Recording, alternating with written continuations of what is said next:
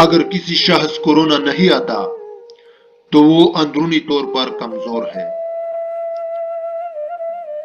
تمہارے پاس 3 راستے ہیں، راستہ بتاؤ، راستہ ڈھونڈو یا پھر خود راستہ بن جاؤ۔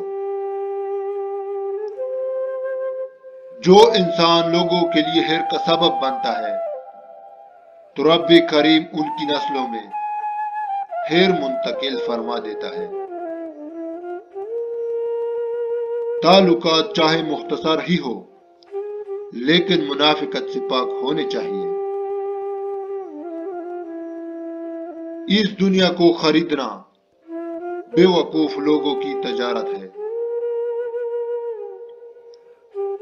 رب کریم آزماتا اسی چیز سے ہے جو تمہیں بے حد عزیز ہوتی ہے، تاکہ اس شے کے ملنے کی تڑپ تمہیں اللہ پاک سے ملوا دے۔ کسی کی بات کا نرمی سے جواب دینا اس کے غصے کو کم کرتا ہے۔ مال و دولت ایسی تتلی ہے جس کو پکڑتے پکڑتے انسان اپنوں سے بہت دور نکل جاتا ہے۔ کنجوس انسان کا مال اس کے زمین کے اندر جانے کے بعد باہر آتا ہے۔ کسی بھی اچائی کو معمولی مت سمجھو، ہو سکتا ہے وہی تمہارے مغفرت کا وسیلہ بن جائے۔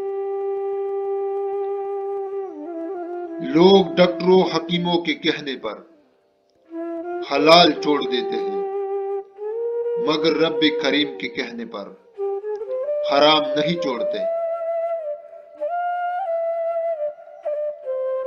جو انسان اپنے والدین کو دھوکہ دیتا ہو وہ کبھی کسی کے ساتھ مخلص کبھی نہیں ہوگا۔ حضرت علی رضی اللہ تعالیٰ عنہ فرماتے ہیں، تم لڑائی جھگڑے سے بچ کر رہو، یہ دونوں چیزیں دل کو بیمار کر دیتی ہیں۔ آج کے معاشرے میں مطلبی لوگ دیکھنے میں دوستوں کی طرح نظر آتے ہیں، جیسے بڑے کتوں کی طرح۔ والدین وہ درخت ہے جو پھل دے یا نہ دے مگر سا ضرور دیتے ہیں۔ قدر اور قبر 2 ایسی چیزیں ہیں جو جیتے جی انسان کو نہیں ملتی۔ دنیا کا سب سے قیمتی اور خوبصورت تحفہ اچھا اور نیک ہم سفر ہے جو قیمت سے نہیں بلکہ قسمت سے ہی ملتا ہے۔ کسی گناہگار انسان کی سب سے بڑی پکڑ تو یہ ہے کہ وہ اس جہاں سے بغیر توبہ کیے چلا جائے۔ سچا اور خالص دوست وہی ہے جس کے ساتھ رہنے سے خوشی بڑھ جائے اور غم آدھے ہو جائے۔ جب کسی انسان سے حد سے زیادہ پیار بڑھنے لگے تو وہ پیار خوشیوں سے زیادہ غم دینے لگتے ہیں۔ کسی انسان کو دھوکہ مت دینا۔